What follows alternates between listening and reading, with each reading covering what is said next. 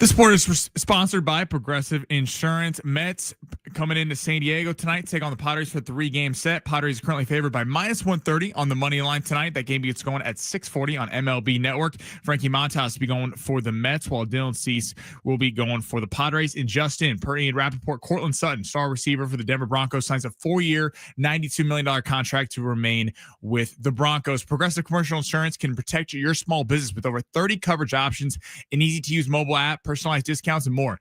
Get a quote in as little as 7 minutes at progressivecommercial.com. Discounts and coverage selections not available in all states or situations. Welcome to the Fletch Zone. I'm Ben Fletcher. That's Sammy Long. Well, don't keep us in suspense any longer. Show us what you got. No fluff, just facts. Machado got hit twice. There's some bad blood going both ways. A split under the arch. Well, the Padres able to gain a split of this 4-game series. They end up going 5-5 on the road trip. As the Padres head back home. Tonight, it's the Mets at Petco. NFL camps are fully underway. We have extremely high expectations. I don't even know any other way to think. Terry, like a lot of people, doesn't know me. I'd love to get to know Terry on a deeper level. And I feel like if he gave me a chance to get to know him, then we'd have a good friendship. Feels good, right? Plus, Is there a chance that Justin Jefferson is faking this injury? And I can understand why, because the Minnesota Vikings go from Kirk Cousins to Sam Darnold, where he puts up 1,000 yards, to now J.J. McCarthy. Am I really about to do this again? You're really asking me for my third quarterback over the last 5 years? What if Justin Jefferson wants out? There's my NFL conspiracy. There's my NFL conspiracy. There's my NFL conspiracy. The things we think and do not say.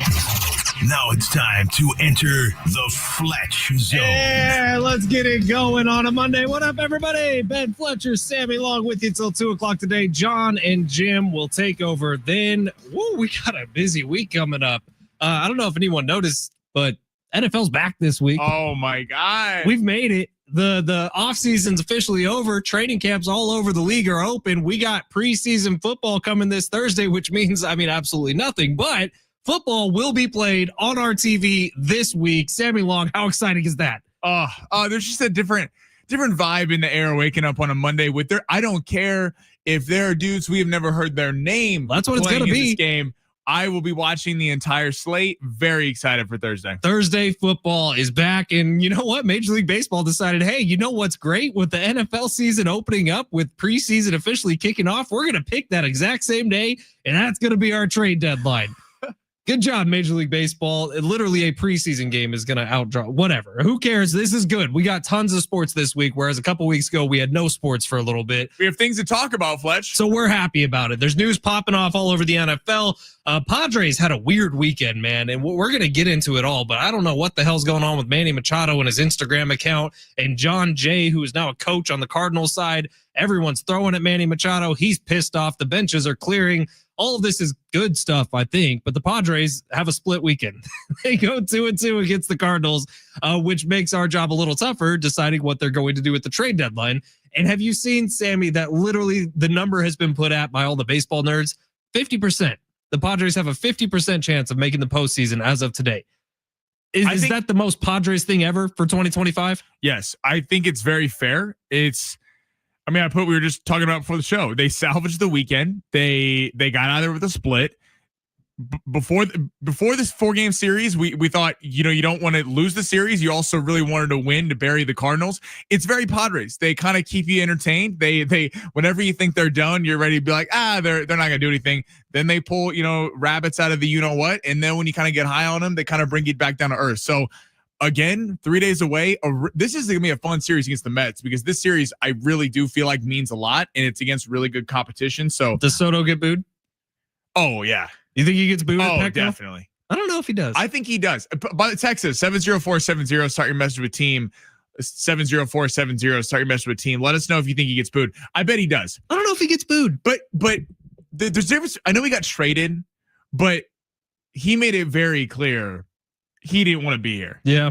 And throughout, remember all the stuff with the hitting coach, and remember the pitch Sometimes clock? we just give up. Sometimes we just give up. Remember the pitch clock? He was complaining about how, the pitch clock, that's why I'm not hitting at a clip. It's like, everyone has to deal with the pitch clock. That Soto really did not seem to embrace his time in San Diego. I'll say one thing. This is a big start for Dylan Cease tonight. Not necessarily for Dylan Cease, the human, but for the Padres, this is a big start for Dylan Cease. I don't know if as fans you want him to go out there and absolutely shove and look like Dylan Cease of old. That way his trade value gets bumped up a little bit. Or if his fans, you're like, okay, this guy might be on his way out the door right now. We don't want to see him be great right before he leaves, because then there's the what ifs of the second half. There's a lot of conflicting emotions when it comes to the San Diego Padres right now. And we'll spend a large part of the next 2 hours talking about it. But NFL back this week. Deion Sanders had a press conference where he wore overalls and told everybody that he had cancer, and now he doesn't have cancer. So that's positive for Deion, but I think there might be some more Deion news coming. And yeah, NFL stories all over the place. We'll get to it all today. It's time for the Big Three, where Sammy Long takes us through the top stories of the world of sports. Sammy Long, smash that button. Your lunch break is here.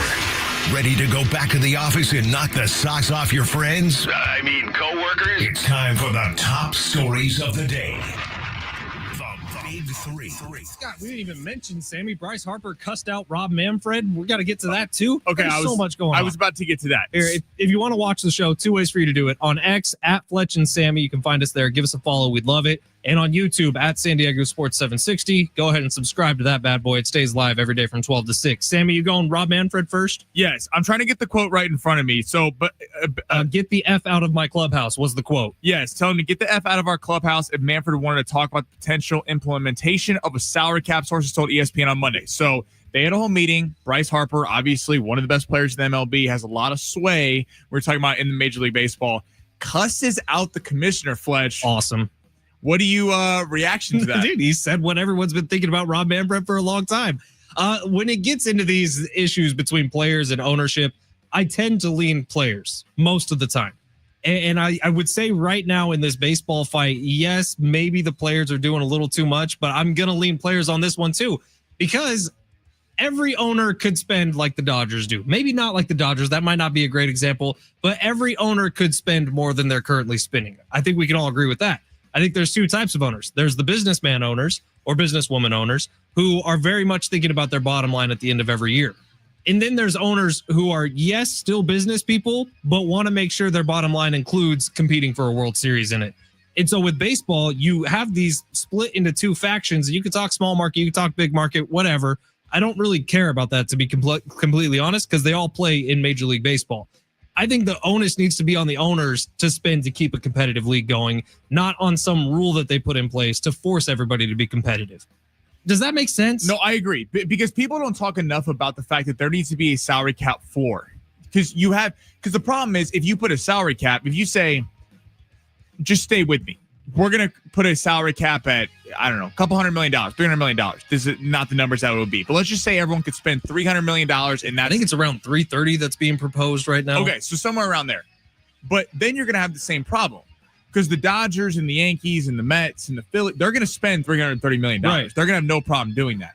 But the Pirates, this is why you feel bad for like teams like, if you're a Pirates fan and your team is literally spending $100 million, or I don't have it in front of me, but you're spending a fraction of what these other teams are spending. That's a problem. To your point, there needs to be a salary cap floor. I go back and forth because now I'll give Bryce Harper credit on this, because Bryce Harper's been hasn't really switched stances. I remember they played the Dodgers earlier this year, and they asked him, what do you feel about the deferred contracts? What do you think about the fact that the Dodgers are spending so much money in deferring it all out so they can get all these? And he actually didn't have a problem with it. He said, we're going to go out there and play the team that we're going to play.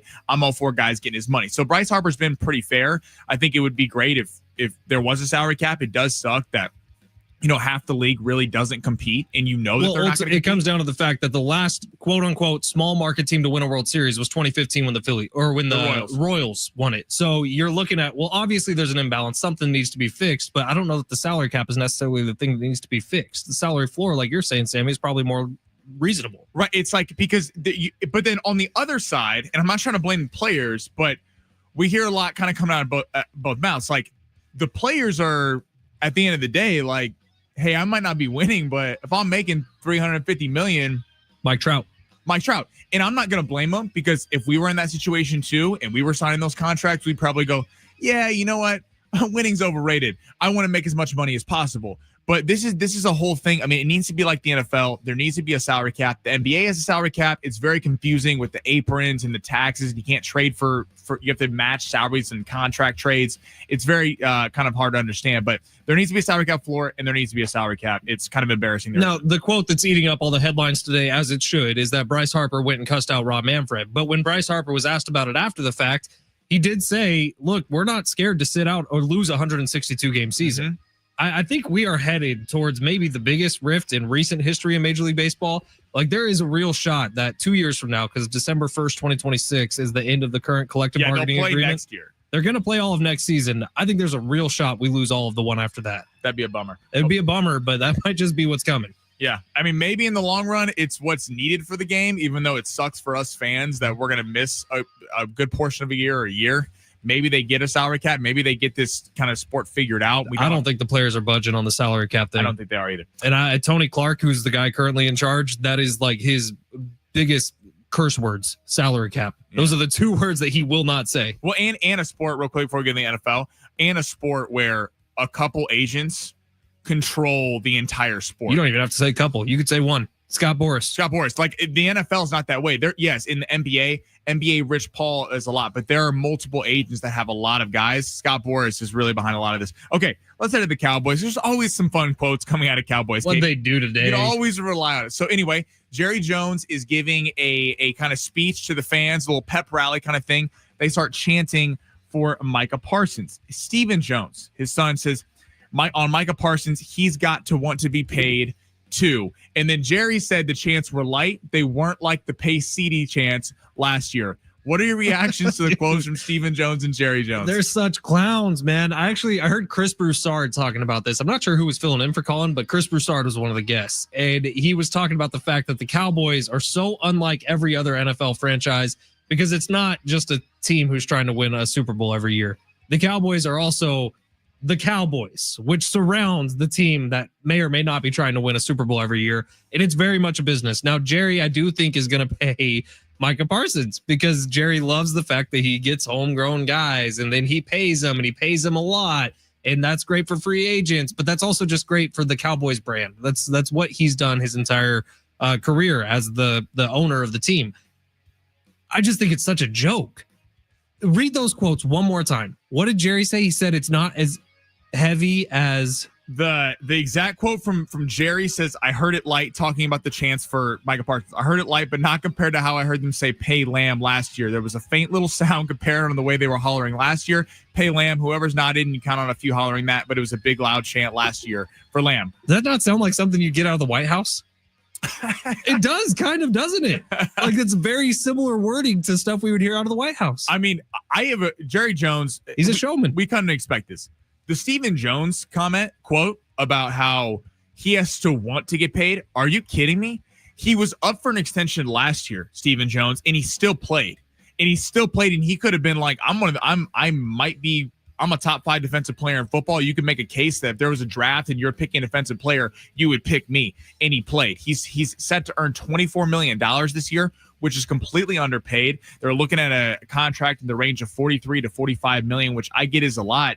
But I mean, the Cowboys are just so poorly mismanaged. If they would have done this deal a year ago, they were reporting it would have come in around 35 million, 36 million. They would have saved millions and millions of dollars, but they waited, just like the Dak Prescott contract. Remember that? Remember they were going to pay Dak Prescott and they waited till he got hurt and then they paid him above the market, above everyone. It makes no sense out there in Dallas. They don't know what they're doing, and they're going to pay him because at the end of the day, Jerry needs to sell tickets. He needs his stars there. And I don't know how you let Micah Parsons walk, but just interesting. All right, let's save the final story for the other side. We're running out of time here on the text line. 619 Soto got booed last year when he was here as a Yankee.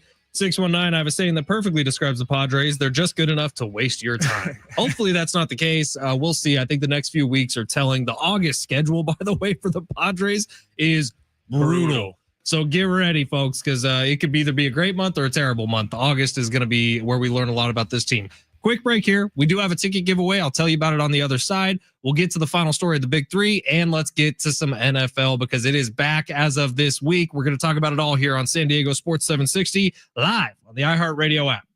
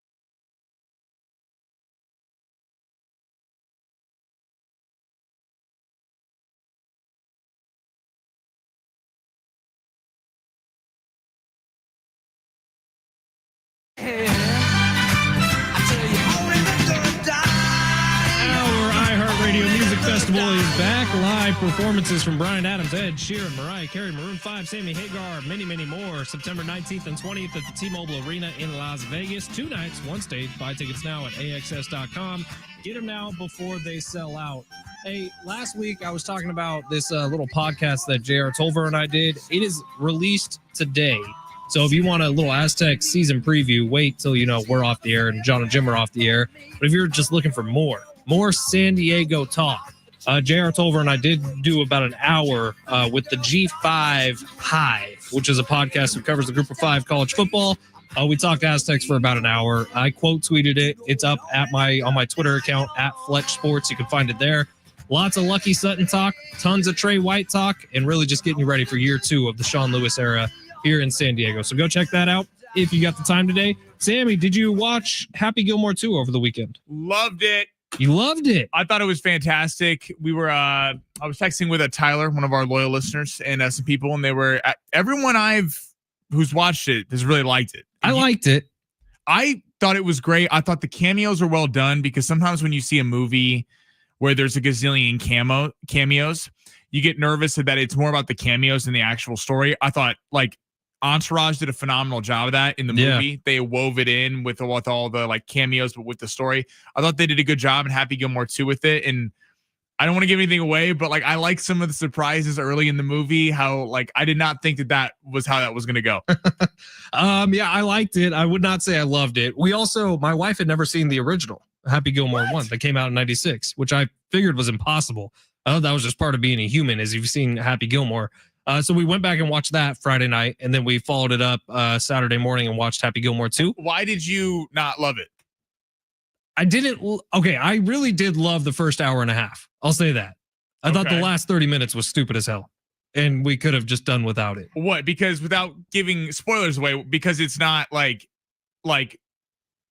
legit golf. Not even that. I would have been fine if whatever the new golf was just different, but the use of CGI I thought was way out of hand. What are we doing here? The first one, there's a little bit of, it removes you from reality because they're playing on crappy golf courses in the first movie, and it's a dude hitting the ball 450 yards when no one else can even get close to that. Well, in the new Happy Gilmore movie, if you haven't seen it yet, which is worth watching, I'll say that it hits all the nostalgia tones right. I agree with you, Sammy. The cameos were great. Getting to see Freddie Couples and Jack Nicklaus, that's awesome. Daly was fantastic. John Daly stole the show for a lot of the movie, and it's cute that Adam Sandler's actual kids were in the movie. His actual wife was in the movie. I enjoyed all of that. The last 30 minutes, which, by the way, Benny Safdie, who is the director, he directed Uncut Gems. He's directed a couple of Robert Pattinson movies. He plays the main bad guy in this movie, and I thought it was such a waste. The whole storyline was dumb. Really? I enjoyed it. I liked how they did the Shooter McGavin character. Again, I don't want to spoil anything for anyone. I will say Scotty Scheffler had the funniest 3 lines in the whole movie. Yeah, when he's in. Oh, it's hysterical. He gets rearrested. It's hilarious. It's great. The cameo, all the golfers were surprisingly good actors. Yeah, I thought so too. Xander Schauffele, San Diego Zone, was a legit good actor. I was like, this guy could act. Hit his punchlines perfectly. I hate to admit this. I thought Travis Kelce was great. Perfectly Kelce cast. Was funny in it. I actually thought Bad Bunny was really good as the caddy. I thought when I heard that Bad Bunny was cast, I was like, what? And then he was really good. He was hilarious. I thought a lot of everything was great. In fact, all the acting, all of the punchlines, everything was great. I just thought the story direction was stupid as hell. Okay. I'm probably higher on it than you. I really enjoyed it. I watched it with my parents on Friday night, and I thought it was really well done. I laughed out loud a lot. I got choked up at one point. But other than that, I thought the last 30 minutes were a waste of time. Don't be hating. You could have just done it differently, and you could have done it better. You didn't need to add in all the CGI. The first movie had a budget of $30,000 or something. This one had a $250 million budget or something because of all the cameos. But you didn't need to add in all the extra CGI. Okay, though, by the way, same problem. Real golf. I know it never was, and it doesn't need to be. But the CGI just made it look so goofy. By the way, how about in the MLB them hitting the actual Happy Gilmore? That was kind of cool. What team was that? It was against the Rockies. It was he was from RB, but it was against the Rockies, right? And the Rockies were losing 17-0, and then the dude hits a jack with an actual Happy Gilmore swing. If I was a pitcher and I gave up a hit to a Happy Gilmore swing, I would just be like, I think you need to be cut immediately. All right, we might need to save the NFL for what was next. What was your last story on the Big Three?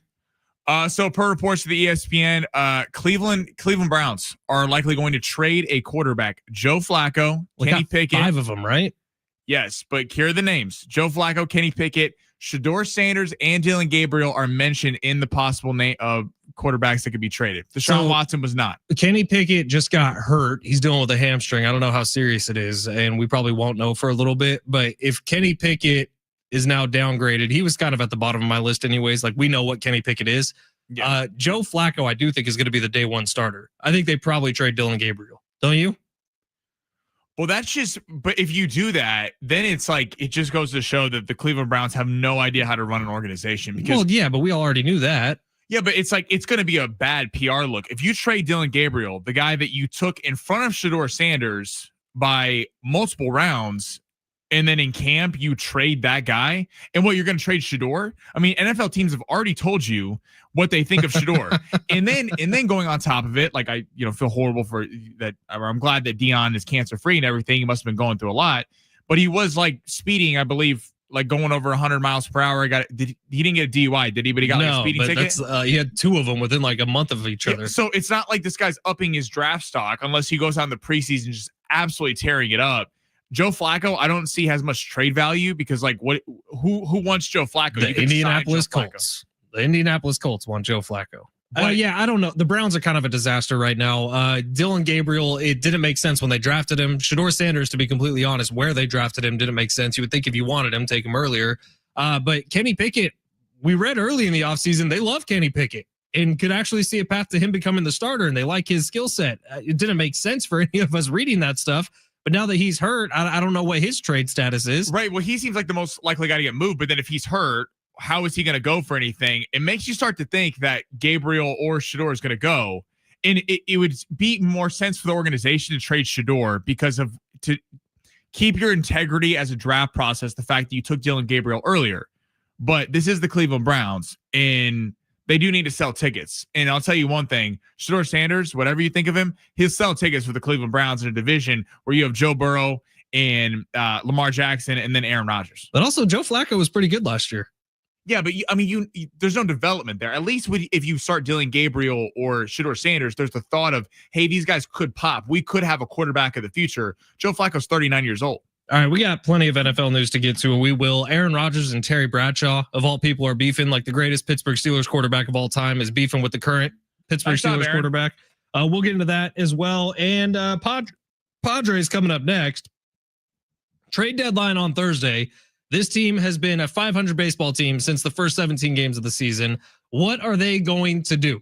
And why is Manny Machado's Instagram deactivated? Let's talk about it coming up next. San Diego Sports 760, live on the iHeartRadio app.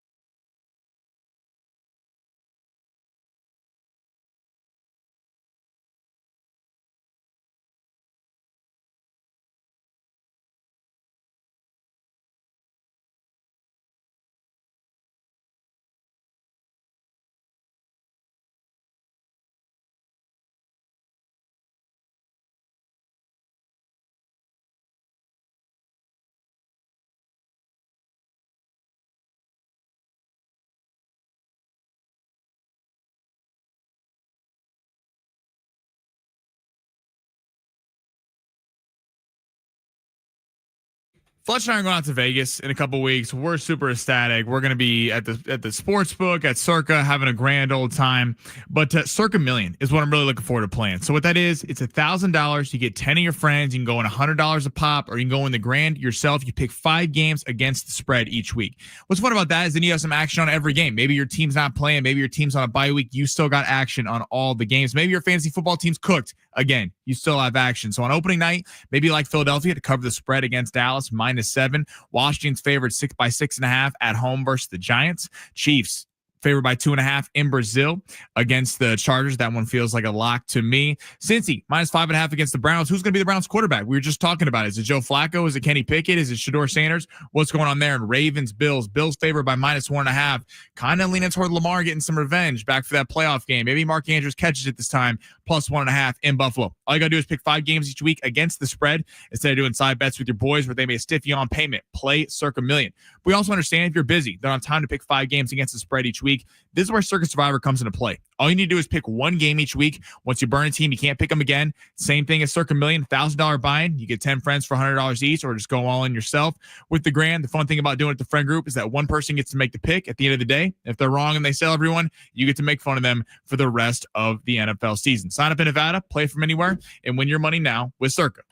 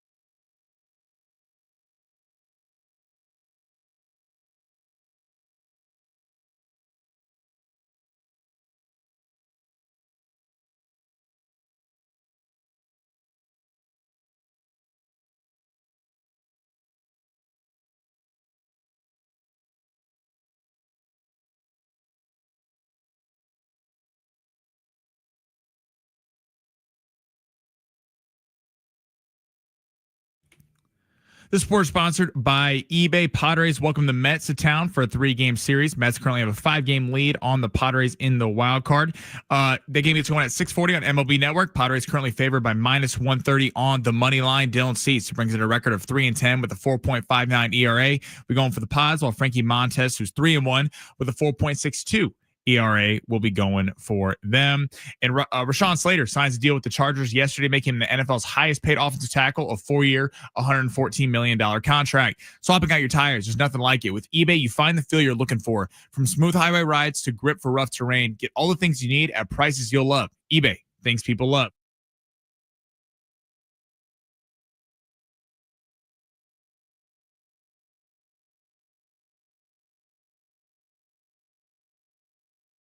Not that we need to get into full-blown like reality TV mode here with what went down with the Padres and the Cardinals over the weekend, but I do feel like at a time like this, like my wife would be really good at talking about stuff like this. The Manny was pissed. Yeah, Manny was pissed, and I think he had every right to be. That's the first time in his entire career he's been hit twice in one game, and it feels like there's some off-the-field stuff between him and John Jay that needs further diving into, and we could do that right now if you want. Manny Machado's Instagram account's also been deactivated, and that comes after someone or him from that account liked a post that was talking about the Padres' unlikelihood to spend money. It's all a little trashy. It's all a little reality TV, Real Housewives type stuff. But let's get into what we know. So Saturday night in this series between the Cardinals and the Padres, Manny Machado gets hit twice. Manny Machado, and the bench is clear. There's no punches thrown or anything, but there was John back and forth. Bench is cleared twice in that game or just once, Sammy? I don't remember. I think just once. I believe it was Friday night it cleared and then Saturday it cleared. Right. So twice over the series. But Manny Machado afterwards is asked about his relationship with John Jay, and he says something along the lines of, I know the real him and then that's kind of where it stopped. Now, in the middle of all this, Yonder Alonso, who is Manny Machado's brother-in-law, and they're very close, both from Miami, so is John Jay, tweets out just a rat emoji and then deletes it. And a lot of people think that was directed at John Jay. So clearly there's beef. There is something going on off the field that we don't know about. And quite frankly, we don't need to know about. People are private. They have their own lives. We just get to watch them play baseball, and that plays out in a public space. And what does this mean for the actual Padres? I think it's a good thing because Manny Machado is hitting the crap out of the ball right now, and the Padres are playing some pretty good ball. At least the offense is over the last handful of weeks. So when you look at all this from a huge scope, the real one that I'm curious about is the Instagram deactivation, because at least there's rumors around. I didn't see Manny Machado's name pop up on the like, but there are articles now saying that he did like a post that was talking about the Padres and their not willingness to spend money. Now, Manny Machado has made a lot of money as a San Diego Padre, has the biggest contract on the San Diego Padres, and is going to be very, very rich because of the San Diego Padres. Does that make anyone feel any type of way that Manny Machado would like a Instagram post like that and then immediately deactivate his account? Do we even care about this in the first place? I think, listen, in terms of the whole series, yeah, it was back and forth. It felt a lot like the Dodgers series. Xander Bogaerts can hit again. That's cool. Xander Bogaerts can hit again. It was interesting with the Cardinals because it's not really like Dodgers Padres. You expect that. The Cardinals Padres not really beef before, but yeah, it's certainly, listen, it woke Manny up. He went 11-17 over the weekend. He was awesome. So he was fantastic. And we've been saying, the text line's been saying, we've been saying for months, the stars have to play like stars. And to Manny Machado's credit, he has for a large part of the season played like that. And it's nice to see the offense really wake up. You salvaged a massive series because losing that series 3-1 would have been catastrophic considering the Cardinals would have gained a game on you coming to Petco next week or this week to go 2-2. I'm really excited for tonight because this Mets team's hot. They just swept the Giants. They had a kind of a crazy one. They were Sunday Night Baseball last night where Edwin Diaz, superstar closer, comes in. The Giants got a couple. They walk, hit by a batter, almost got around the bases, but they were able to win. I'm excited to see the Padres step up in competition because they seem to kind of wake up over the weekend. Saturday, Sunday, the offense really came to life. And now, like, who's gonna perform? Is it Tatis, Machado, Merrill, or is it Alonso, Lindor, and Soto? Because we know Soto, I'm sure, text line was saying it, he's gonna get booed. I promise you he will. He's going to want to have something to prove in San Diego, even though he kind of screwed the city over. But he's going to want to. It's going to try to wake him up. And like, can Manny continue this? Can Fernando continue this? Because we've been going over the last couple of weeks. Is there anything that the Padres are going to do that's going to make them sell or buy? I think right now they're firmly in the buy conversation. As of Friday night, it felt like they were in the sell conversation because I didn't think they were going to win Saturday and Sunday, but they were able to do this. And if you were able to take a series against the Mets, who could be there towards the end, they're a really solid baseball team. That'd be big heading into Thursday. I think we all just learned Sammy does not care about the off the field stuff. Yeah, I actually enjoy it because it feels juicy to me. It feels like there's something you can gnaw into a little bit. On the off the field stuff, I enjoy it. So there's an article from 2017 talking about Yonder Alonso, Manny Machado, and John Jay, how they all grew up in similar areas of Miami, how they've known each other since they were young kids, and that they all kind of, and there's even a line in there that says something about Miami is for life. There's just something special about Miami. And so those three guys obviously were all very close. And now Manny Machado and John Jay obviously are not close at all. This feels very Real Housewives of Beverly Hills. I'm surprised you're not more into this, Sammy. Well, no, it's not that I'm not into it. I was just looking at it this week. But in terms of that, I think it is fun whenever in MLB, NBA, every sport has been hurt besides the NFL. I guess they could be hurt a little bit, but the NFL still has rivalries that people really talk about and get ready for. Steelers, Ravens, Chiefs, Raiders. I mean, Niners, Seahawks. These are rivalries that people really get up for. Bears, Packers.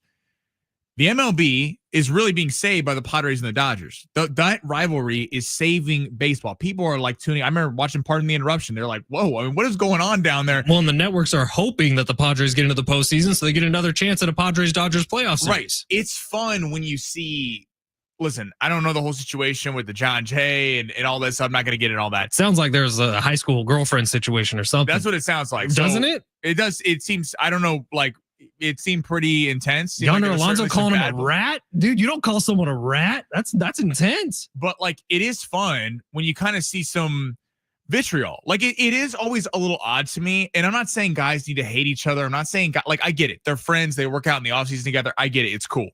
But especially in baseball, above any other sport, you see guys standing on the first base, chatting it up like they're long lost best friends. I hate it. And it's kind of like, Because when, Dodger fans don't like Padre fans. Padre fans don't like Dodger fans.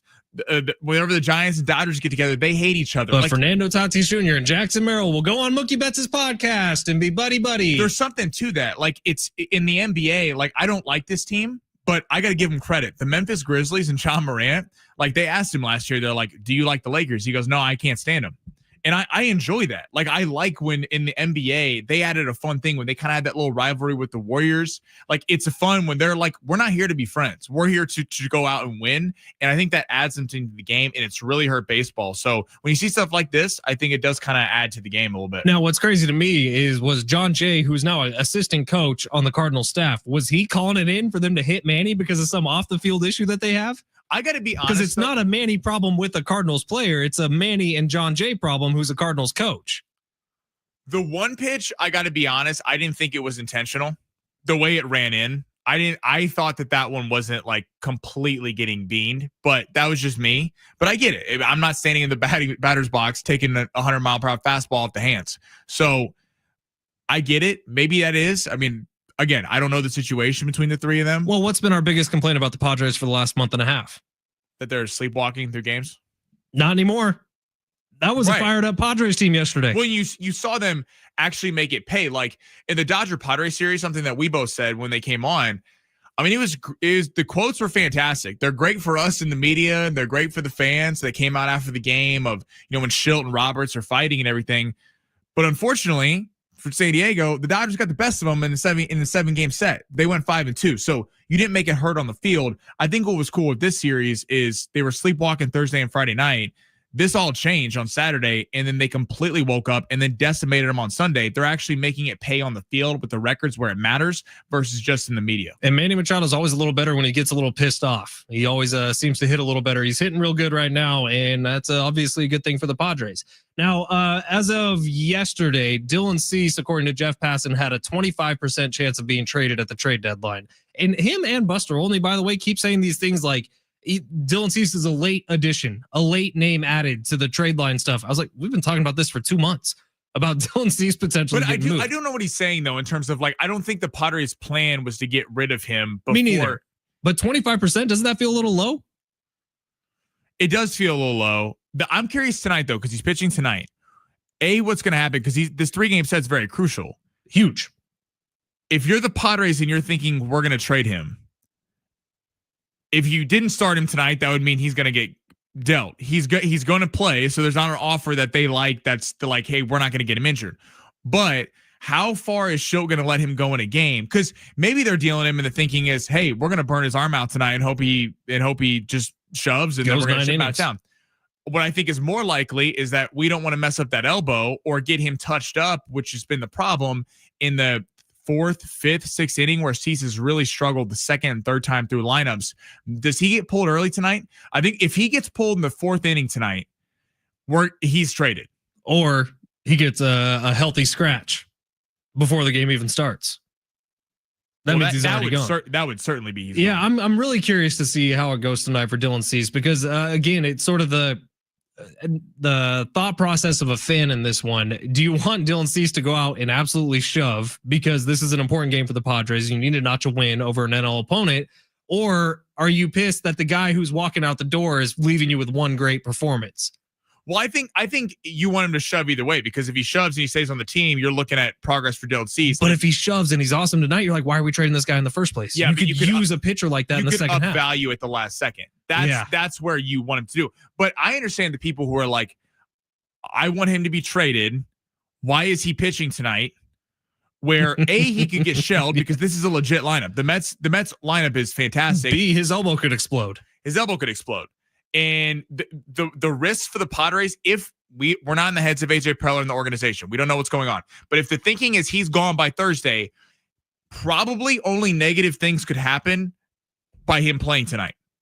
Hopefully that's not the case. Hopefully he goes out there and goes 8 shutout innings or throws a complete game, and then we're talking about a ransom haul or he stays with the Padres. But the fact that I think it's changed to 25%. Because of the way Yu Darvish pitched last week. Yeah, I would agree with that. And I think the flip side to it is it's at 25% because there's not too many people who want him. not saying they don't want to add a Dylan Cease to their team, but saying at the price that AJ Preller has for it, there's a lot of competition right now in the trade market. Well, and we've gotten Kevin Acey's been saying that King's been throwing some bullpens, been on his way back. We don't know yet if the Padres are the only ones that know if he's fully healthy or if he's rushing back. And how he's looking in some of these rehab performances. So I'm very excited to see. We've been talking about it for months. What happens by Thursday, we're going to know a lot about this team and how they believe about some of the other players on this team, because I think if they don't trade Dylan Cease, I think what that's telling you is Yu Darvish could get shut down, because the way he played last week was, Coach Quintero said it, I gave him one more shot. The way he was throwing, his velocity was down. He wasn't hitting his pitches correctly. It looks like he's hurt.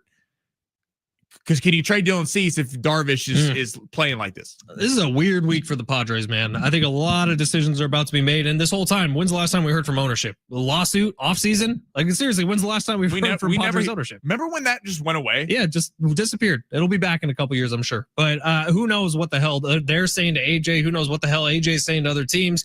I would imagine this is not going to be a completely dormant couple of days for the Padres. Stuff is going to be happening. Coming up next, speaking of stuff happening, long shots. Sammy, we were really, really close once again. And once again, it was a Padre who let us down. Nick Pivetta. I think we just got to leave Padres off from now until infinity. I just want to say I would give Fletch a little credit. Bryce Mitchell hit that pick. I gave you Piotr Jan more than significant strikes. I gave you the over on fight time for the main event. Ryan Nelson tied. He was a wash. Nick, Pivetta, what's up, baby? What are we doing? We needed 2 more Ks. We didn't get them. All right, Sammy, it's time for long shots. Coming up next, you're going to make us all some money. It's San Diego Sports 760 live on the iHeartRadio app.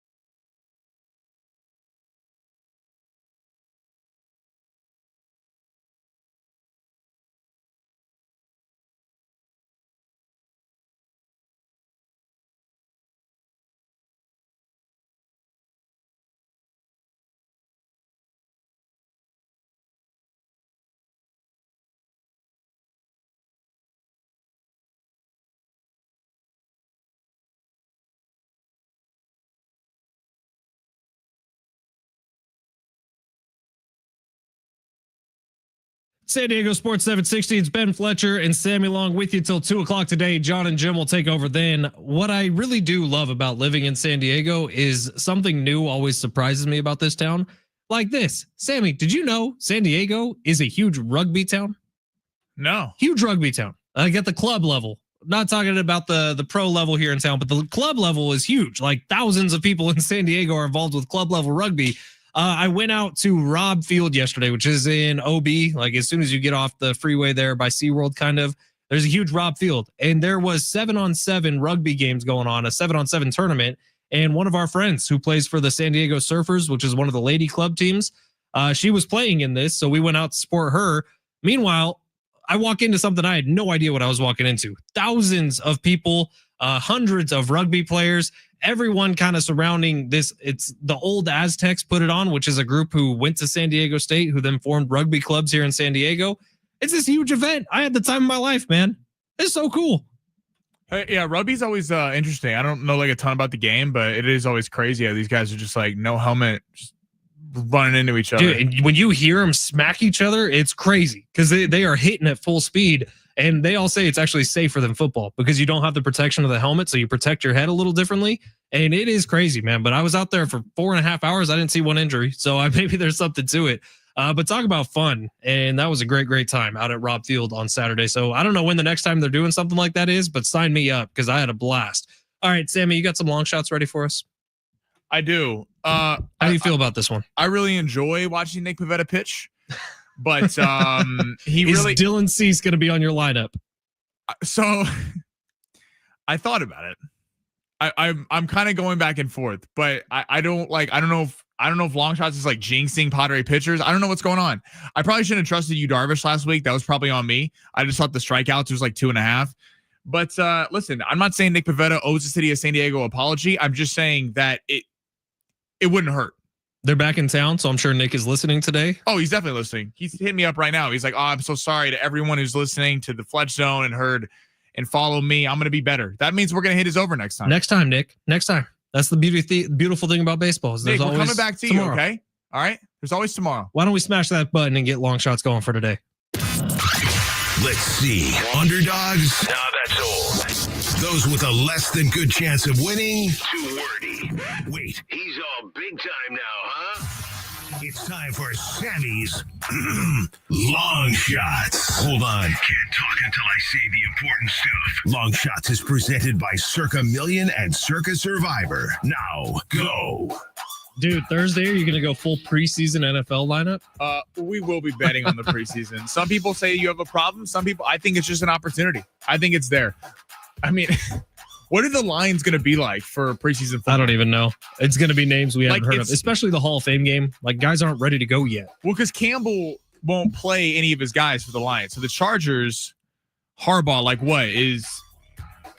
I mean, there's no shot Herbert even sniffs the field. Ladd McConkey over 12.5 receiving yards. I don't think Ladd McConkey even sniffs the field. They might not even be dressed for that game on Thursday. But it's going to be NFL football, and we'll be watching, and Sammy will be betting. Where are you going today? Guess what? Badminton. You have you have a 40% payout boost MLB.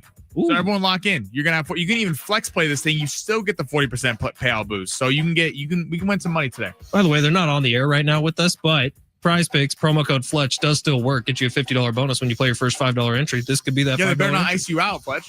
They're coming back, but they're waiting for football season. Okay, we're starting with Simeon Woods Richardson. Pitches for the Minnesota Twins.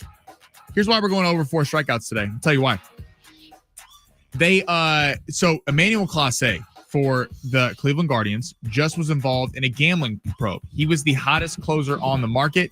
The Guardians have been thought to be sellers at the deadline. They've been playing better ball recently, but they've been thought to be sellers. So that makes Johan Duran for the Minnesota Twins the hottest closer on the market. They think he's going to get dealt. The fact that Clase is not available now, I think Duran becomes the big star. Everyone's trying to get him. The Yankees trying to get him. The Dodgers trying to get him. Everyone's in on him because they need that superstar closer to shut teams down. Kind of like we're going to see tonight with Edwin Diaz. Something the Mets have that a lot of teams just don't have. They have a guy who comes in the game. He's allowed like 1 earned run in his last 33 starts, something crazy like that. If they hand the ball to Diaz, it's probably game over for whoever they're playing.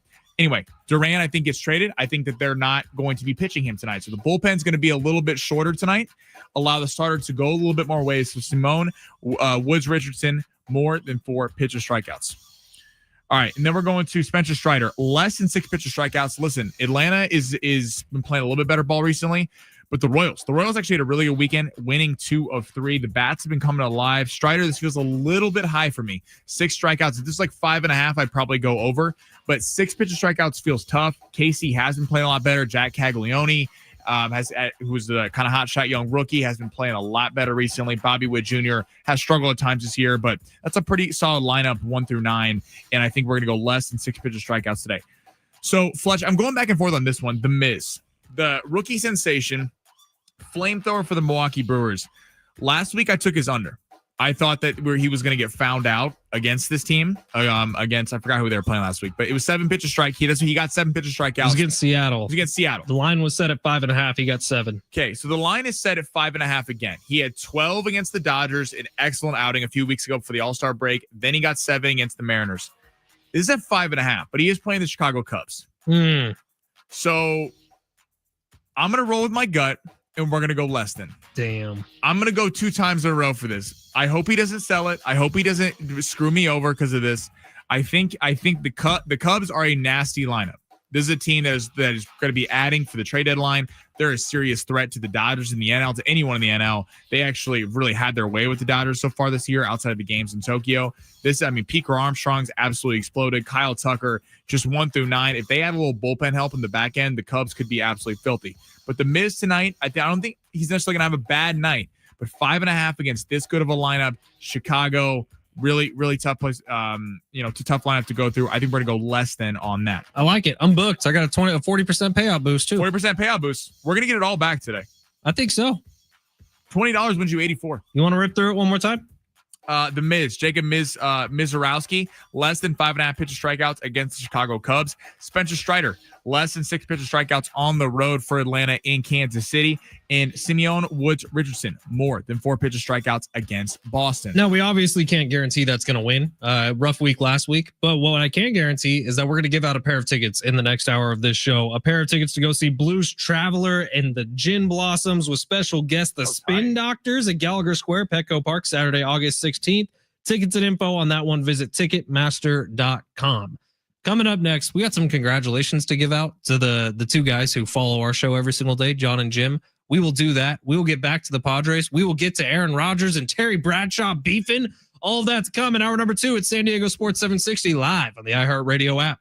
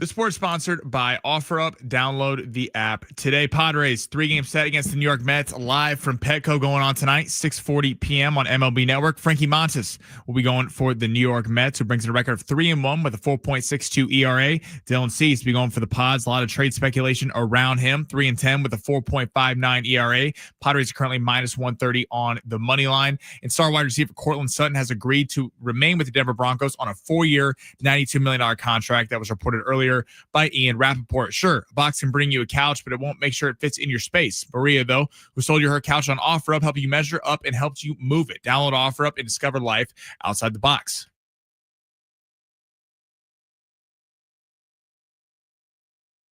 Welcome to the Fletch Zone. I'm Ben Fletcher. That's Sammy Long. Well, don't keep us in suspense any longer. Show us what you got. No fluff, just facts. Machado got hit twice. There's some bad blood going both ways. A split under the arch. Well, the Padres able to gain a split of this 4-game series. They end up going 5-5 on the road trip. As the Padres head back home. Tonight, it's the Mets at Petco.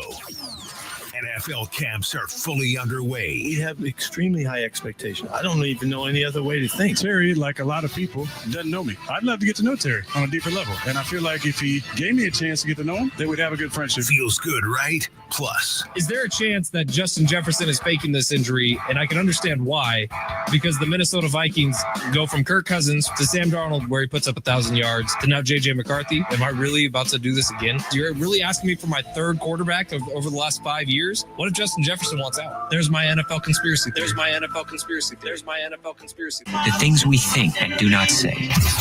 now it's time to enter the Fletch Zone. Nah, that one's solid, CJ, big voice guy. You let the intrusive thoughts win, Fletch. Yeah, but I feel like that's a good conspiracy theory, and I could see that definitely being what. Like, do you think any differently, Sammy? I don't think Justin Jefferson's faking an injury. Like, I wouldn't go out on a limb like you did, but I do understand what you're saying, that I could see where Justin Jefferson halfway through the season and McCarthy's not it, being very frustrated to keep moving off solid quarterbacks for his numbers. Yeah, all Justin Jefferson's ever done is put up like 1,000+ yards, usually around 1,500 yards and 10 touchdowns every year. But yeah, keep changing his quarterback up. See how that works out for you. Vikings. All right, well, we don't need to do any more conspiracy theories today. What we do need to do, and by the way, Ben Fletcher, Sammy Long, with you till 2 o'clock. If it's your first time joining us, thank you. We like to have fun, and we'll continue to do so every single day while we're talking about San Diego sports, about the NFL, about all things football, Padres, you name it, we're talking about it. And the show that comes on right after us every single day is a show by the name of John and Jim, two guys, John Schaefer, Jim Russell, who I've known for the better part of a decade now. And I think, Sammy, we do need to congratulate both John and Jim for once again taking home the best sports radio show title in all of San Diego in the Union Tribune's reader poll. How about that, John and Jim? Attaboys. J&J. Brent Sperry's name not on the list for some reason, He even needs though to be on the list. Brent Sperry is the one that makes that show actually work. But congrats to John and Jim. If you missed it, the San Diego Union Tribune readers poll came out this Sunday. The votes are in, and John and Jim, even though they have it on Extra 1360, which they have not been on Extra 1360 for throwing it back to the old days, 3 years now. But John and Jim takes home best sports talk radio program. Congratulations, boys. And now the funny thing is, Sammy, we weren't qualified to be on this year because we haven't been a team for a full year yet. We will be next year, so we're coming for that title. We're coming for it. And then Fletch, Big Rich City and Fletch, you boys in the morning, killing it. They used to be right here. You guys won in the mornings, and it's my favorite morning show that I listen to when I'm going to the gym every morning. So look at everyone. I appreciate you saying that, Sammy. Everyone except me has won an award. Well, look, I've been in radio now for like 7 years. This is the first award I've ever won. No, I'm just playing. So keep working at it. We'll get there. Next year, we're stealing it from John and Jim. Yeah. No, we're going to. First off, we knew we weren't on the ballot this year. So, but next year, there's going to be beef. Like John and Jim, when we see each other in the hallways, like it won't be friendly. No, I'll take Jim. You have John. I feel like John's probably a pretty good kicker. I think Jim is the harder matchup. I don't think so, dude. No, John is smarter than Jim. John works out every single day. What? Really? Yeah. Yeah, but he does a lot of cardio. John works out every single day. You want to take that on? I'll take Jim. No, but John's too nice. John, I don't want to hurt John. I bet you John has a flip that if you switch it, that dude just changes. He starts to see red. I feel like John be crazy. Jim, Yeah, Jim's just kind of like a little pit bull wherever he goes. He's just always like kind of angry, you know? But I feel like you could take Jim. I feel like if someone punches Jim, we'd be like, "Oh, dude, you what? suck, bro. What the hell? That? Oh, bro, what? Get out of my way." Padres. But yeah, thank you. Big Rich, CD, and Fletch. We did win Best Radio Morning Show. That's really the important thing here. Not so much John and Jim. Yeah, they get too much credit. 101.5 KGB also won Best Radio Station in San Diego. Hey, there you go. I got to tell you, though, yeah, Brent Sperry could flip a switch. Brent's got some darkness, man. Brent, I wouldn't cross Brent. He's fighting some demons every single day, I feel like. Brent keeps them on the rails and has to, when you have to deal with Jim Russell's anger every day, that wears off on you, So shout out to Brent Sperry and John Schaefer. Yeah. All right. Let's get to the big three of hour number 2 here. I really want to talk about this Aaron Rodgers thing. We might have to push that a little bit, but it's funny to me, man. Terry Bradshaw, Aaron Rodgers going after each other. Maybe the 2 best Steelers quarterbacks of all time. Screw that dude, Big Ben. Wow. That is a horrible take. Sammy, smash it. Your lunch break is here. Ready to go back to the office and knock the socks off your friends? Coworkers? It's time for the top stories of the day. The Big Three. All right, where are we going in hour number 2? Okay, so I don't really know how to react to this story, but it's like number 1 on ESPN, so we're going to talk about it. That's what we do here. We inform the public. Is this Kissgate? Yes. So Christian Wilkins, who was cut from the Las Vegas Raiders just last week, who signed a mega contract last offseason, it was reported early that it was because he didn't want to get a second foot surgery, and the Raiders wanted him to, and they didn't think he was taking his body seriously, so they avoided the contract. I told you it had nothing to do with the surgery. Say this. Now, it comes out today that apparently he kissed a teammate on the forehead, and it made the teammate uncomfortable. And Raiders players, this is not a joke, Raiders players were offended by this. Now, I kind of get it from the Raiders players' point of view, but if you'd allow me, I would just like to share a story that Rich Ornberger has shared on the air, so I don't feel bad airing this one out.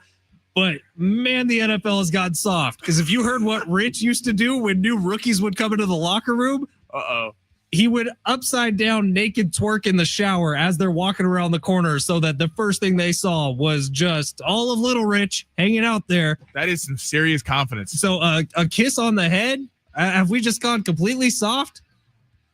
I just want to know, so when Christian Wilkins, who's, by the way, still a solid player, he will get signed. Yeah. He's a good defensive tackle. When he goes to meet with whoever. Literally, bottom of the ticker on ESPN right now. Yeah. Wilkins kissing. He's a serial head kisser. He's a serial head kisser. How do you explain that? Was it? And hey, no offense. Hey, if that's what you're into, that's good for you. It's probably not even that big of a deal. It's probably you tap a dude on the butt after he does a good job. Maybe it's Christian Wilkins just walking over and says, "Hey, that was a really good block you just threw." Do you think it was Ashton Jency? No, I don't think so. Do you think he sacked Ashton Jency? Or no, he was in a boot. Imagine if he sacked, or he like tackle for loss Ashton Jency. I don't know. This is one of the oddest stories I've ever seen in my life, and it's literally number 1 on ESPN. So I feel like Pete Carroll was like, "Look, I don't like this contract that you guys signed," because the contract was signed before Pete Carroll got there, right? Am I right in that? Yeah, because Pete got here at this offseason. Correct. So the contract was signed before. So Pete Carroll might have been looking. He's like, "Hey, I don't really like this contract. I feel like if we free this one up, we can go a different direction." And the Raiders are like, "Well, we need a reason for that. We need a reason to just cut him and void this contract. So here, he's not getting that other foot surgery. That's reason number 1. We need a second reason, though. Who's got one?" Excuse me. Yeah, Mr. Carroll, he kissed me the other day. He kissed me on the forehead. I don't feel okay about it. Boom. Reason number 2. Wow. Just this is a crazy story. I mean, sometimes you think stuff can't get any odder. It does. Let's go stick with the NFL. Cortland Sutton, 4-year, $92 million deal to return. What? I said, well done. Oh, I think you said hold on. And then Rashawn Slater yesterday from the Chargers, 4-year, $114 million deal to be the highest offensive tackle in the league. What deal do you think is more impactful? I really like the Cortland Sutton deal. I do. I was worried that the Broncos weren't going to do this, and I think that this has a big impact on the league as a whole, because Terry McLaurin is still out there looking for a contract with the Commanders, and they're in very similar situations. Bo Nix, rookie quarterback last year, had a lot of really nice success, but if there was going to be one quarterback that's going to take a serious downturn this year, we all kind of feel like it would be Bo Nix. This is trying to prevent that. Cortland Sutton, big wide receiver, has a huge catch radius, was really good for Bo Nix last year. The Broncos needed to get this done. I'm glad they got this done. This is very good for their team. The Rashawn Slater one comes with some caveats, some bullet points attached to this one.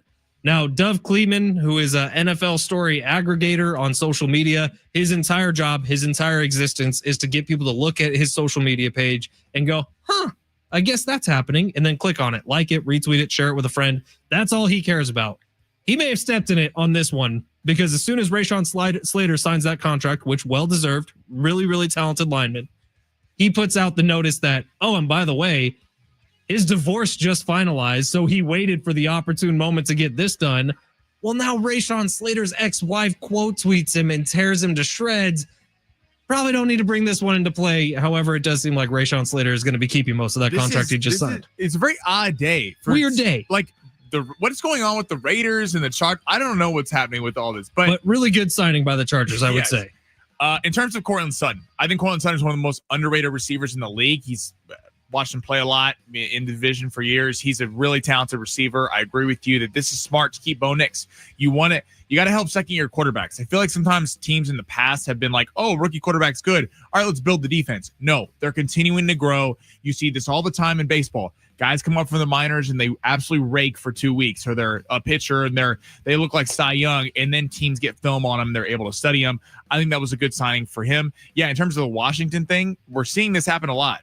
We saw the Micah Parsons and the Cowboys not extend him last year. Now it's went up probably an average of $8 million per year from what it was going to be last year. Trey Hendrickson, they're letting George Karlaftis get signed. They're letting all these edge rushers who he's going to say he's better than, rightfully so, because he led the NFL in sack totals last year. Washington, just waiting on Terry McLaurin, feels like a massive mistake. I would have signed that deal a long time ago. Feel like they're just costing themselves more and more money.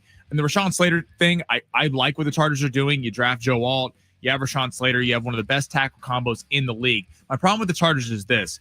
Jim Harbaugh, I get it. You're building from the offensive and defensive line, and that's how you win in the NFL. But at some point, you need someone to catch the ball. And Ladd McConkey is problem solved. Quinn Johnson had a great camp. I mean, is having a great camp. By the way, the Chargers are the king of trying to push people out that Quentin Johnson is good. Like, we have watched him play football for 3 seasons. We know he is not a good player. Dude, but every catch he's made in training camp so far is slow-mo, high quality. I mean, have you seen this? Dude, like, Q's gonna cook. Yeah. They should have got Devontae Adams. He went to LA. He was obviously wanting to go to the West Coast. They didn't sign him. You better hope Trey Harris is good because he's really the only guy. Mike Williams just retired. I think it's a good signing, but they need to put more on offense. By the way, I thought the most impactful signing of the weekend is the one that kind of went under the radar. Did you see Baker Mayfield reworked his contract with the Bucs? Yeah. Adding $30 million in guaranteed money. And this is through the 2026 season. So the deal that initially was a 2-year deal that could end up being a 3-year deal has ended up being a 3-year deal for Baker Mayfield. And how about Jake Ferguson for the Cowboys getting paid before Micah Parsons? Crazy. Third story. How about my boy Luka Doncic? Oh my God. I literally had the over-under in my mind. I promised myself I would not bring up Luka Doncic today. Men's Health. I was just waiting for Sammy to bring this up. My boy is looking absolutely shredded. Lost all the baby face weight. Okay. Please look it up. He's in the gym. He's been on a gluten-free diet for the last 2 months. Said he's dropped a ton of weight. You can see it on there. All I'm going to say, Nico Harrison, you released a demon on the league. How much time have you spent staring at Luka Doncic pictures over the last 2 days? Listen, we're assessing body fat. We're assessing how he's going to be. Very analytical about it, aren't you? It's from an analytical perspective. Yeah. But listen, I mean, look at him. And Luka could get out of bed and drop 30. That's not what we're worried about. He could be fat as a clam and he could drop 35 points. That's not a problem. What this is, though, is he can get a lot better on defense because we've seen him get gassed out late in games. He gets tired, and he can hopefully be a lot better defensively. I think it's fun. It's a really good thing for the NBA in all seriousness that you have this not really rivalry between, like, Mavs fans still love Luka Doncic, but we were talking about earlier with baseball, rivalries, the fact that there's been a lack of rivalries in the last 20 years in the NBA has hurt the NBA. It used to be these guys hated each other, the Celtics-Lakers rivalries, the Bulls-Pistons. This Nico Harrison, like Luka Doncic rivalry that's going to happen between the Mavs getting Cooper Flagg and going to be relevant for the next 10 years. And all expectations are the Lakers are going to sign Luka to a 4-year, $229 million extension this weekend. The fact that Luka and Cooper Flagg are going to be there for the next decade, we're going to have a lot of storylines and possibly brewing rivalries between the Mavs and the Lakers. Few things on this. Luka does look great, admittedly. And the cover of whatever article or magazine that he's on, Men's Health magazine, he looks fantastic. His arms have definition to it. His face is trimmed way down. He looks like a movie star. Luka looks great. We could say that and also say this. Why doesn't he always look like this? Well, that's fair. The dude gets paid how much money? That's fair. What's his contract at right now? Well, it's about to be 4 years, $229 million. I believe he's making 45 right now. To play a sport. By the way, practice for that sport should keep you in really, really good shape. Yeah. Why has Luka not always looked like this? No, it's true. That's a very fair criticism. Some people are going to go, well, he should be in shape. This isn't news. I think why this is news. Like, this isn't baseball. Right. It's not golf. What's amazing about Luka is he's always looked out of shape. And the fact that he's the second leading scorer in points per game in playoffs history behind Michael Jordan with 33 points a game. The fact that he was doing this with the extra weight and the looking out of shape is crazy. It clearly took all the narratives from Nico Harrison after the Mavs let him go or traded him personally. And listen, get those MVP tickets in now. Now watch out, Luka, because I will say, as somebody who has fluctuated quite a bit in the last year and a half, I've gone from the heaviest I've ever been at 280 down to like the skinniest I've been since college at like 227. Now I'm back up around 240. As someone who's fluctuated a lot in the last year and a half, it messes with you. Say my golf game has been fluctuating as much as anything. So watch out. Maybe we need to do Fitness Fridays where we do. No, maybe Luka needed the weight. Oh, maybe he's going to be worse as a skinny guy. The only way I could see that would be rebounding. He has always been a really good rebounding guard, so I could see that in that regard. What if it throws off his whole shot? What if he's used to the balance being different? What if he's used to having a little more junk in the trunk? League and he was super skinny. In terms of his offensive production and defensive production will be much better. If you want to hear rebounding, we'll give some rebounding for him to be playing defense. It is a beautiful time of year, folks, because Field Yates is back on our TV talking fantasy football. Adam Rank has started the rankings once again on the NFL Network. It is here. It is time to start wondering about who you're going to take with that number 1 overall pick in your fantasy draft in just a few weeks' time. So let's talk some NFL on the other side. Aaron Rodgers, Terry Bradshaw throwing haymakers at one another. Let's get into it next. San Diego Sports 760 live on the iHeartRadio app.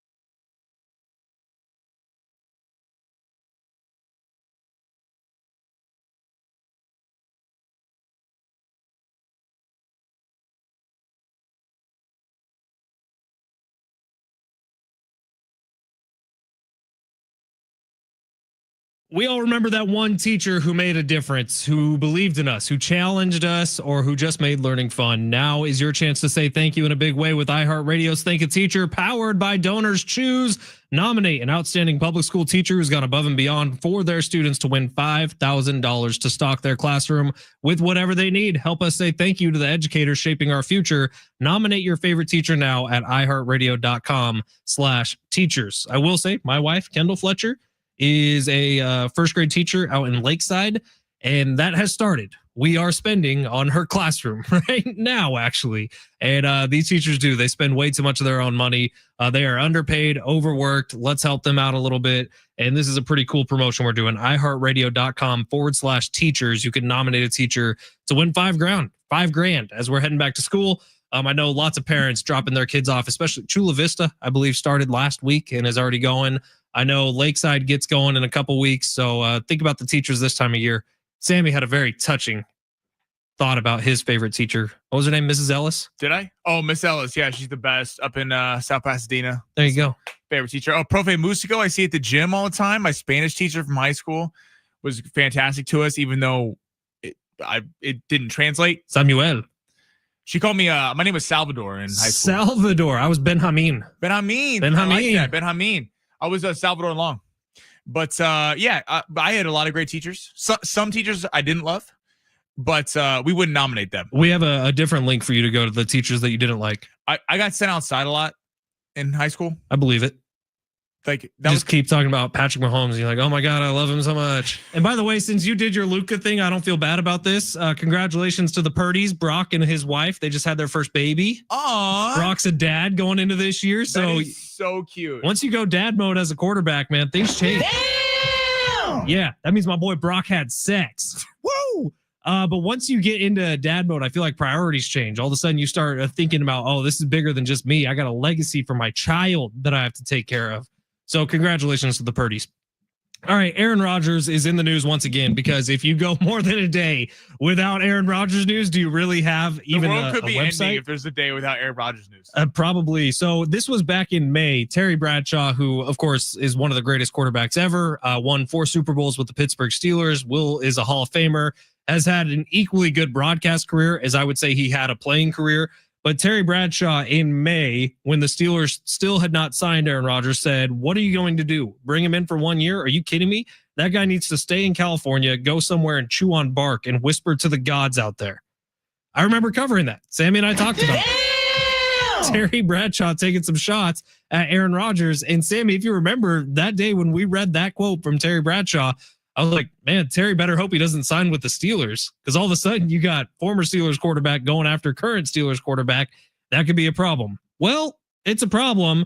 So Aaron Rodgers has now responded. He did an interview with the NFL Network, which you've heard now twice in our show with the opens. Our guy CJ included it.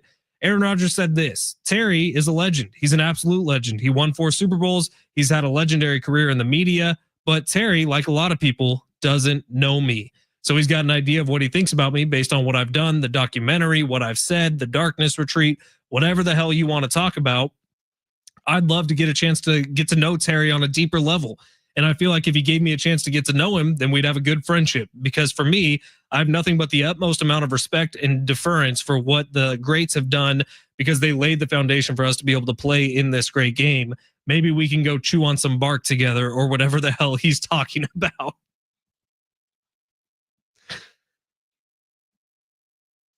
Look, this is just kind of goofy. Aaron Rodgers the last 5 years has just been kind of goofy.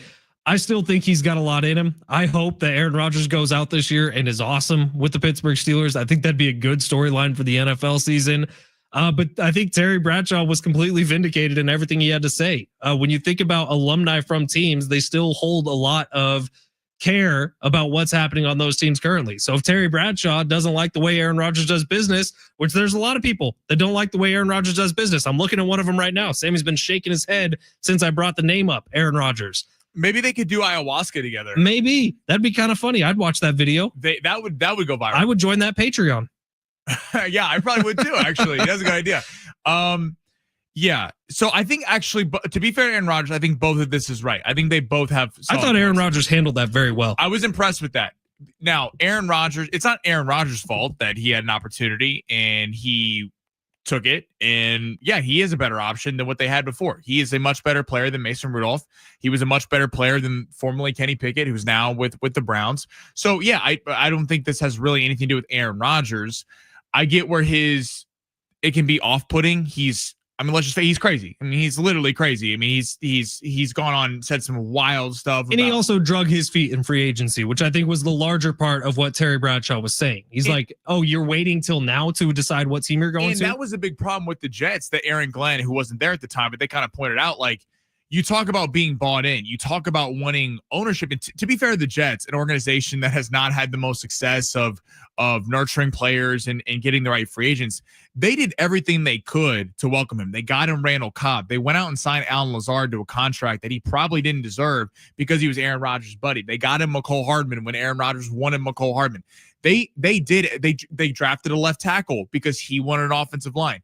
They made it, and then all of a sudden Aaron Rodgers obviously gets hurt. He can't do anything about that. But then the next year decides not to show up to OTAs, voluntary OTAs, decides not to show up to camp till the day that it's mandatory. And it's just, I understand Terry Bradshaw. I think more of his frustration probably is with Steelers ownership is like, why is a team that, if you look at the Steelers roster as a team that you look at and go, that team could contend, but is still dealing with Aaron Rodgers at his best still is a average quarterback in today's NFL. He's not what he once was winning the MVPs 4 or 5 years ago. So there's a cap on how far they can go, but I think they're both right. Don't you think it'd be kind of fun if Aaron Rodgers came out and had just an awesome season? It'd be a great storyline. I think it'd be great for the league. 619, it's all fun and games until you're wrestling in the shower in Happy Valley. That was about the rich, what he used to do to rookies and freshmen coming into the locker Michael room. Parsons.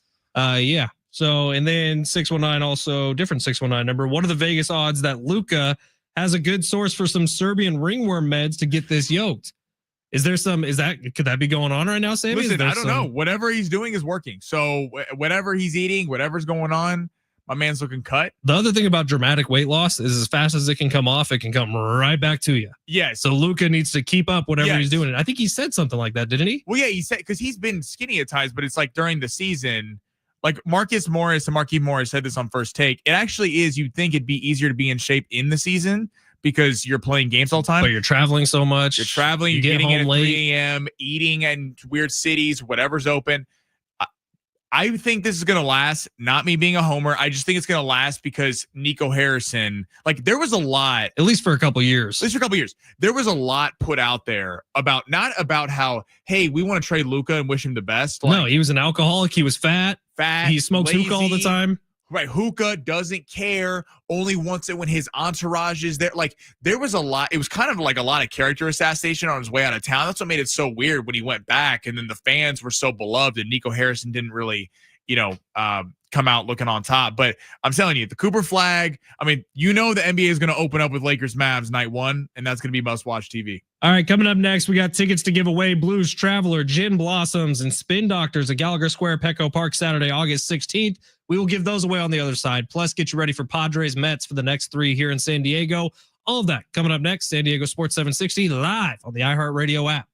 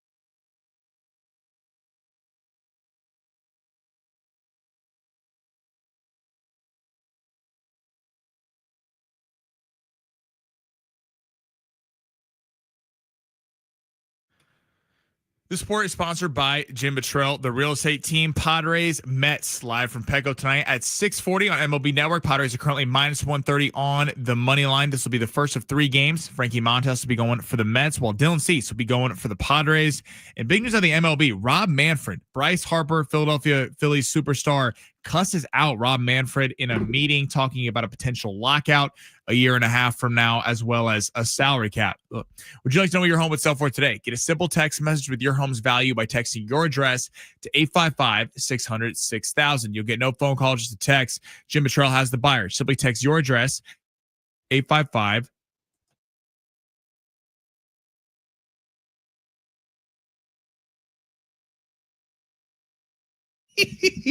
San Diego Sports 760. Ben Fletcher, Sammy along with you till 2 o'clock today. John and Jim will take over then. Hey, if you haven't checked out the free iHeartRadio app in a while, I would highly recommend downloading it, checking it out, adding us to your presets so you can find us right there at the very top. But they made some serious updates this year to the iHeartRadio app. So if you have misplaced it for whatever reason, go find it, add us to your presets, both the podcast and the live show. We would love to see that. All right, Padres, they got the Mets for the next 3 here in San Diego. It's so funny. Every year, the Padres' biggest road trip of the year is always around Comic-Con because they got to clear out of downtown for about 10 days. And they did that this year. But the Padres are back in town, and they're about to enter into, I believe, is the toughest month of their schedule, the month of August. And it starts with a bang with the New York Mets coming into town. Obviously, there's the Soto of it all. Obviously, it's the 2 best closers in baseball this year by the numbers going against each other with Edwin Diaz and Robert Suarez. And there's a lot on the line for these 2 teams, both of whom are in the hunt for postseason spots in the National League, both of whom have a lot of pressure from their fan bases to win right now. And both of them, until up about, a year and a half ago now at this point, had 2 owners who were kind of willing to say F you to the rest of the league and just do whatever they wanted in Cohen and Peter Seidler. Well, right now you look at these 2 teams on a collision course for each other as they enter into Petco Park over the next 3 days. And I have the feeling that these next 3 days are going to tell us a lot about what the Padres are the rest of the year. Because right now, as you enter into this pivotal run, this stretch run to the postseason, you need wins and you need to stack them up in a hurry because the National League is not getting any less competitive as we enter into the second half. Yeah, there's teams like the Diamondbacks who are kind of dropping off. We'll see what happens with the Giants. But right now, there's about 6 teams who are all seriously competing for those 3 spots in the National League wildcard. And if you're the Padres and you've told everybody and you've shown everybody that you're going to be buyers at the trade deadline, well, what are you going to do over the next 3 days to show your fan base and to show ownership that you're worth investing in? I still think it's important at this point. I don't think all decisions have been made. Like Preller could really put his foot on the gas to try to make something big happen over the next 3 days. Well, I think Preller at all costs is buying.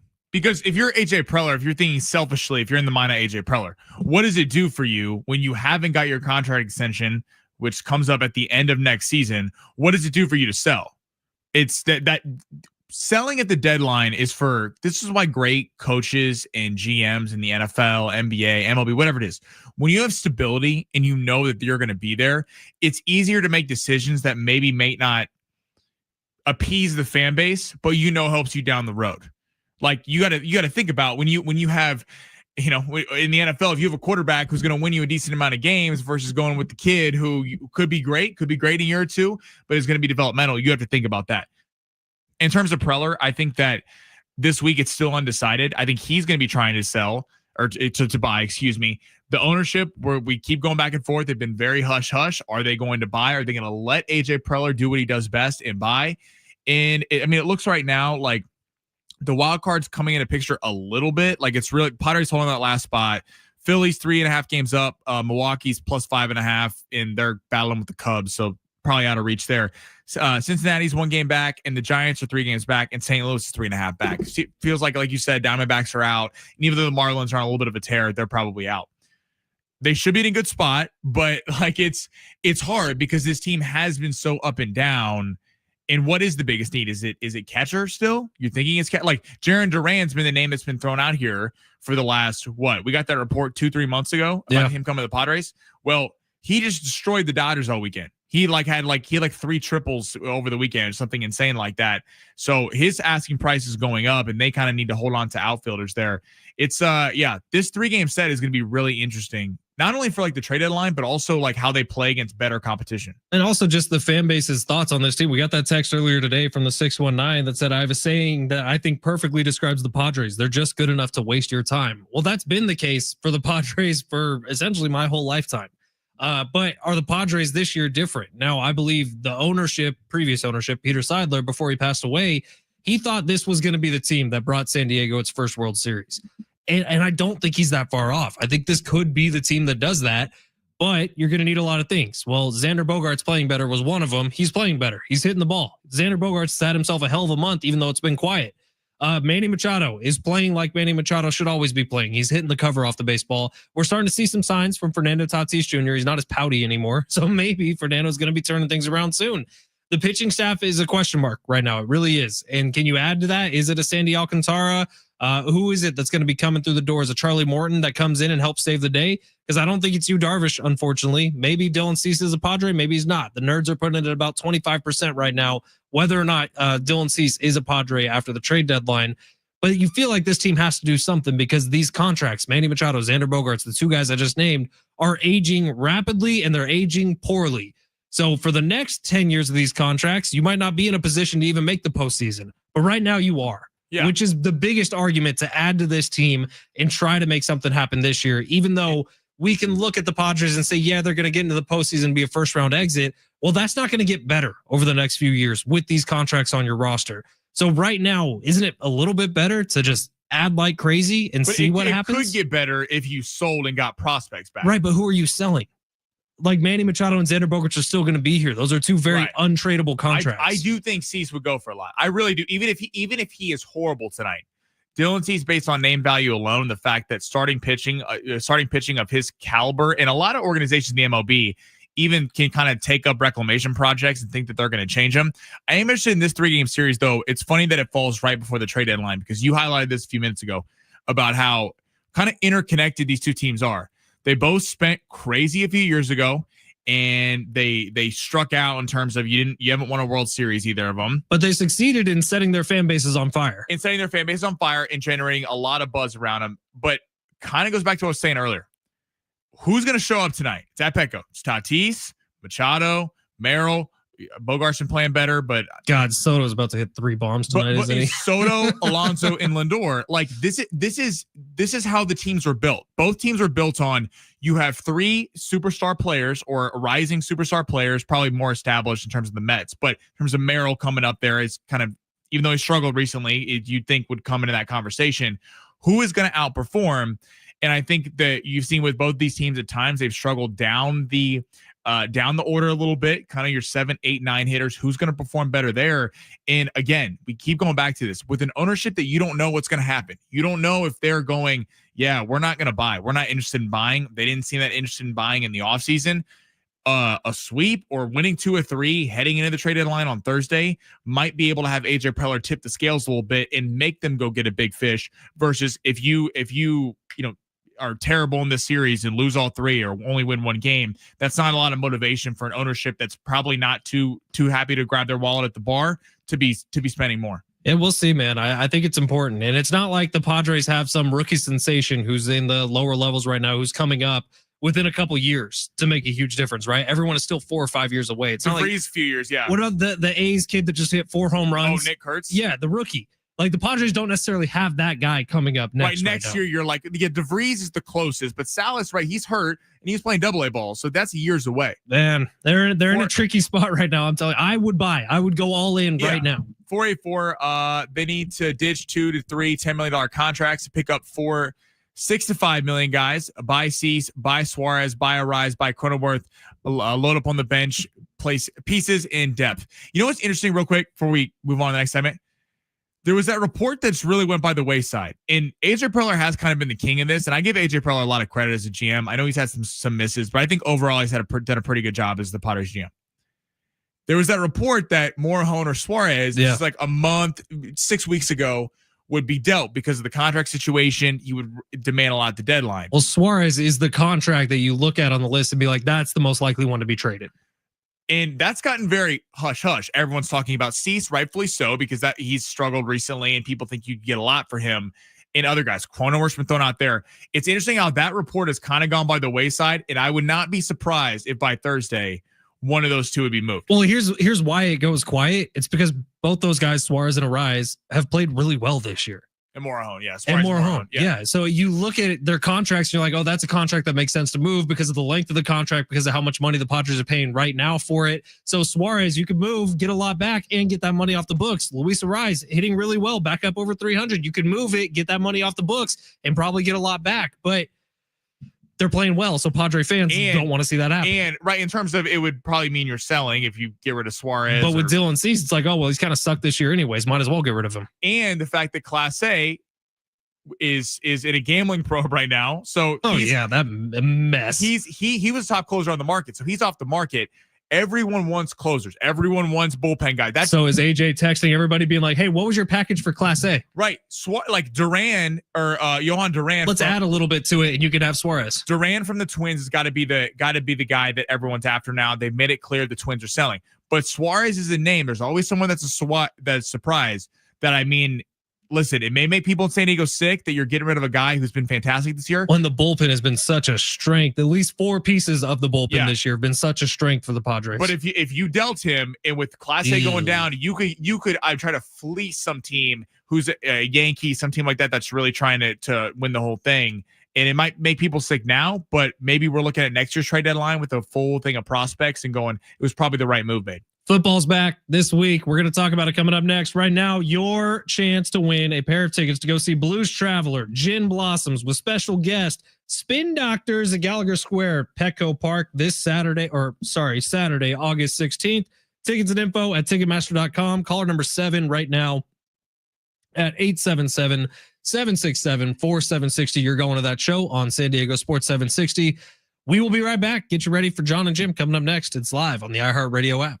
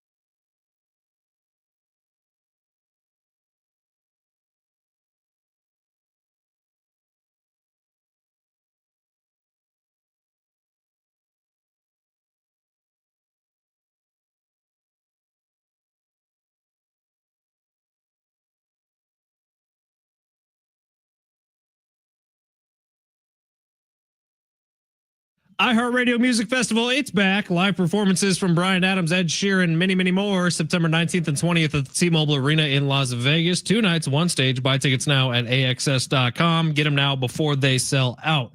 Couple things here before we close out with some Bryce Harper news. Eddie Murphy has confirmed that a Donkey standalone movie is coming out, reprising his role as Donkey from Shrek. Well, he was doing press for the one with Pete Davidson and Keke Palmer that comes out. And Shrek spinoffs have not failed me yet. Have you seen Puss in Boots, Sammy? So good. But Donkey is going to be coming out soon. Also, the new Avatar Fire and Ash trailer has come out, which I'm incredibly excited for. You a big Avatar guy? Love him. I got to say, like 2009, I was 13 years old. That was like one of my first IMAX movies. I'll never forget that. That was like, Avatar was good. Like, I didn't love Avatar like other people loved it. Like, I thought it was a really good movie. I enjoyed it, but some people were like, "This is my favorite movie I've ever seen," and I was like, "That's a stretch too far." But I think to this day, it's probably my favorite movie theater experience ever. But again, I was like 13 years old, IMAX for the first time. Yeah, that's pretty cool. Avatar, it was just nuts. The way James Cameron built that world, I thought it was insane. I remember being a little kid talking about IMAX experience and being just scared off my ass watching Dark Knight Rises. I was like 10 and we were in the second row. And remember the scene, the opening scene where Bane, they take over the plane. Yeah. And he's like scary. Like, and he's got that mask. To this day, Christopher Nolan says that's his favorite scene he's ever done. I remember just like I was scared. Remember they were in the sewers working. What, that was like 2012, 2013 probably? I remember being like, I'd walk by like manholes. I would be like terrified.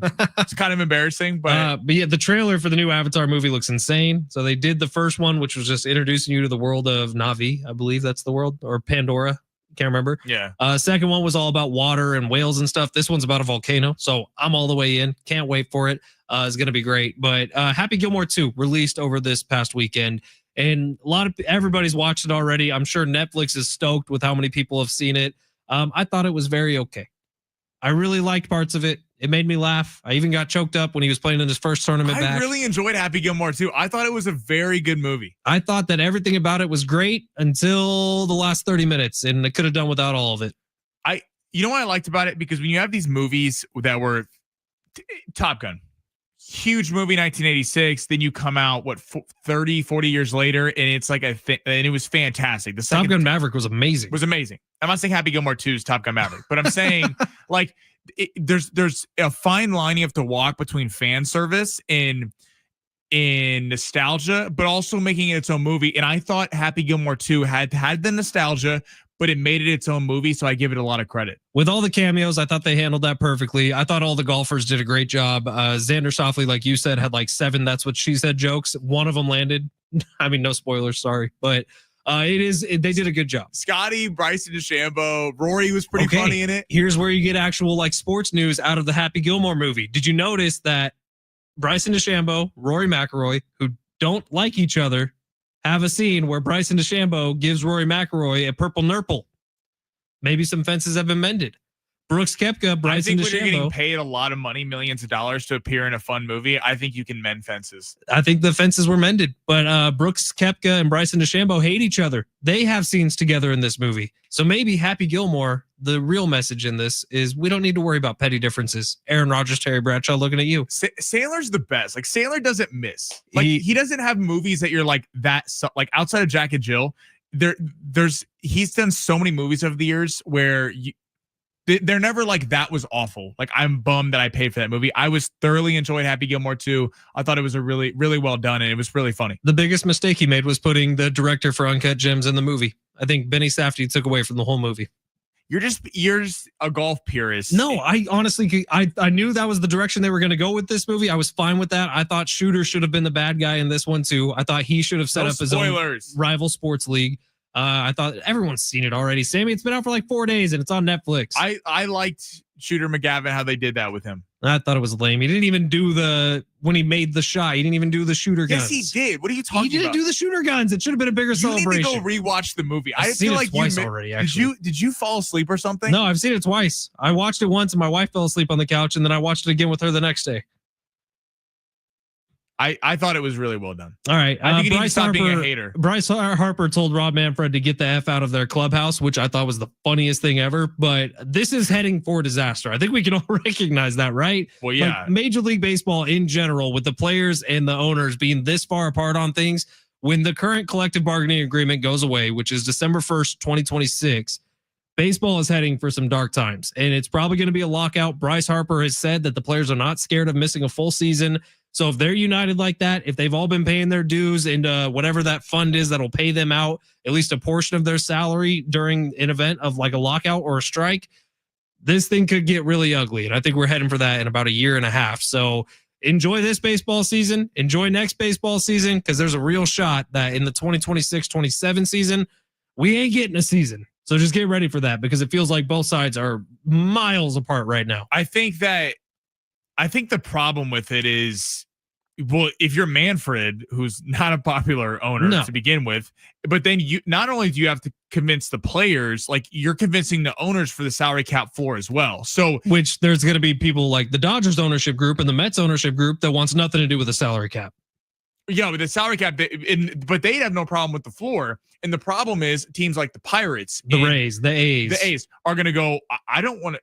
By the way, maybe the Padres in a few years. Unfortunately, we'll see what this trade deadline is going to tell us a lot about where they're going. By the way, thank you to 930 people on the stream today. That is tying a record for us. 937. What up?